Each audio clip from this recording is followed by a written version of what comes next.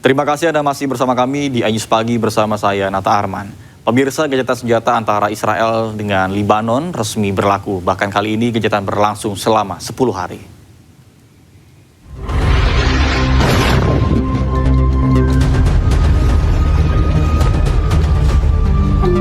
Israel terus membombardir kota-kota di Lebanon. Kali ini serangan menghantam salah satu rumah di Ain Qanaah, Lebanon Selatan.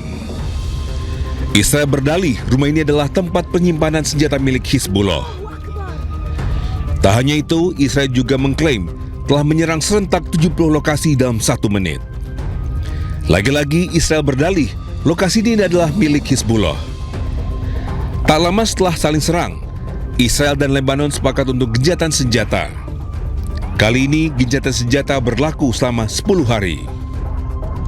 I think they will. I think it's going to be, actually it's very exciting because it's 48 years. We're going to be meeting with Bibi Netanyahu, as you know, and the president of Lebanon. And I had a great talk with both of them today. They're going to be having a ceasefire, and that'll include Hezbollah. And I think it could be number 10 for me. Sebelumnya negosiasi damai antara kedua negara sempat digelar pada 15 April lalu. Dalam perundingan yang digelar di Amerika Serikat, belum menghasilkan solusi. Akhirnya pertemuan dilanjutkan di Amerika Serikat dan kedua negara sepakat untuk gencatan senjata. Pemirsa, warga Beirut, Lebanon merayakan gencatan senjata 10 hari sebagai perayaan gencatan senjata ditembakkan dilepaskan ke udara.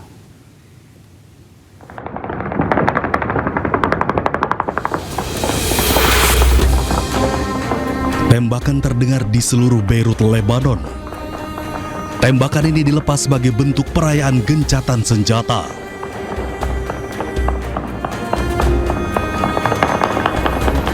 Warga melepaskan tembakan bertubi-tubi ke udara untuk merayakan dimulainya gencatan senjata.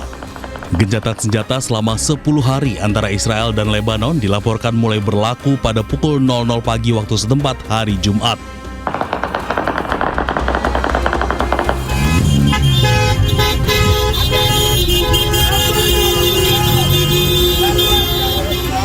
Lebih dari 1 juta warga Lebanon telah mengungsi selama perang berlangsung.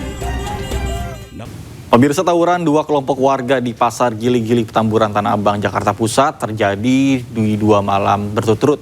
Bahkan tidak hanya membuat para pedagang resah ketakutan, saling serang ini juga mengakibatkan 1 orang terluka.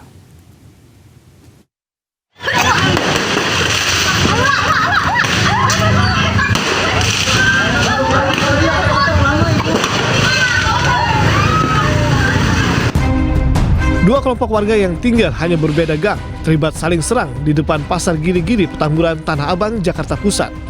Kedua kubu yang bertikai terus saling lempar batu, botol minuman hingga petasan. Beberapa di antaranya bahkan nekat membekali diri dengan senjata tajam. Tawuran kali ini merupakan buntut serangan balasan dari tawuran yang sebelumnya terjadi. Sejumlah pedagang mengaku resah. Selain khawatir menjadi korban, lapak dan gerobak dagangan mereka juga sering menjadi sasaran pengerusakan. Ya rasio kalau tawuran gitu kadang-kadang itu kasihan kan baru pada buka Pak. Yang dagang itu kasihan. Kalau dulu mata bagaan tuh pagi-pagi tukang tahu kan ya pertama tengah 3 orang tahu kan udah datang orang dagang ngebinjek rupanya pada mental loh itu yang itu.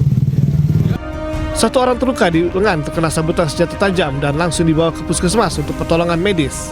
Tawuran baru berhenti setelah hujan deras mengguyur kawasan tersebut yang disusul dengan kedatangan polisi. Dari Jakarta, Rani Sanjaya, iNews melaporkan. Pemirsa, polisi membongkar peredaran narkoba cair dengan modus pengiriman memakai jasa ojek online. Dari penggerebekan di 2 lokasi di Jakarta Timur, petugas menangkap seorang pengedar dan menyita puluhan cartridge berisi narkoba cair.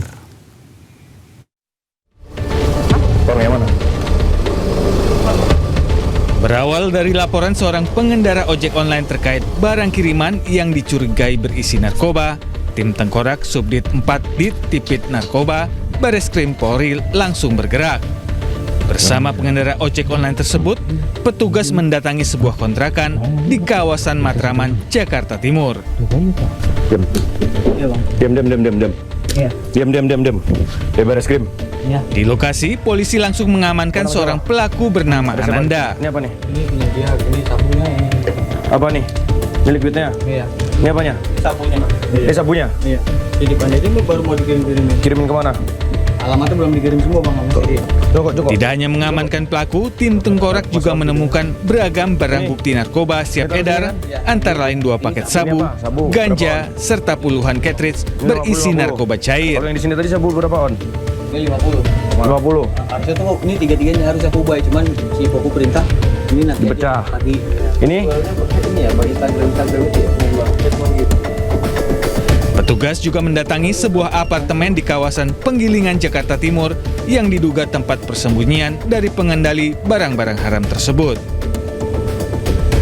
Nilai barang bukti narkotika diperkirakan mencapai lebih kurang 410.781.120 rupiah dan berpotensi menyelamatkan sekitar 831 jiwa.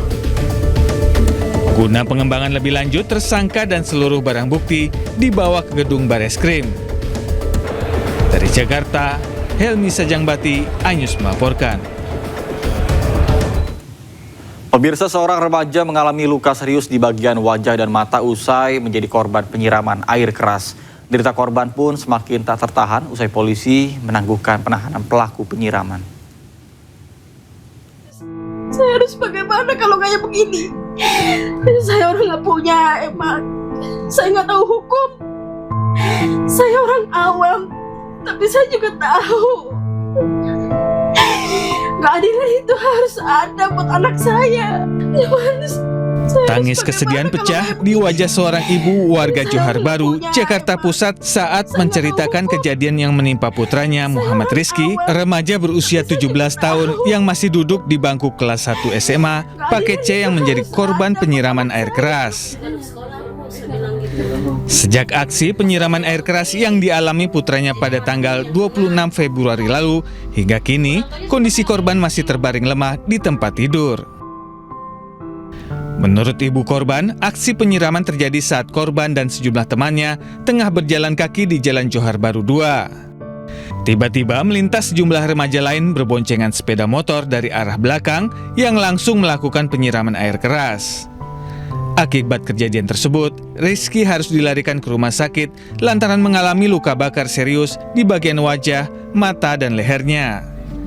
Meski telah 4 kali menjalani proses operasi, hingga hari ini kondisi kesehatan Rizky belum menunjukkan perkembangan. Ironisnya, meski korban masih terbaring lemah di tempat tidur, namun pihak keluarga mendapat kabar jika kedua tersangka yang sebelumnya ditahan justru telah ditangguhkan penahanannya pada 15 Maret lalu dengan alasan pelaku masih di bawah umur. Lagi jalan. Kenapa gitu kan? Anak saya yang kesidang begini, katanya dia lagi jalan. Lagi jalan, nggak ada tawuran, nggak apa. Lagi jalan, tiba-tiba dari belakang ada 2 motor yang datang nyiram. Yang nyiram 2 orang, pakai gayung nyiramnya. Anak saya habis itu nggak bisa ngeliat apa-apa katanya. Yang saya sayangkan, kenapa bisa ditangguhin di rumah gitu tuh pelakunya gitu kan.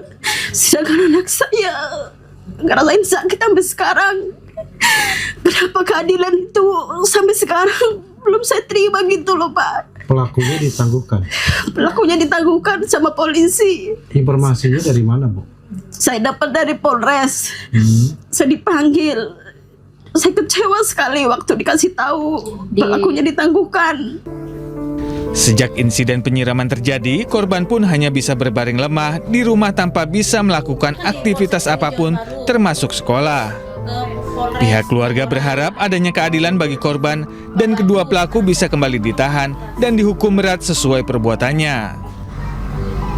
Dari Jakarta, Rani Sanjaya, iNews melaporkan.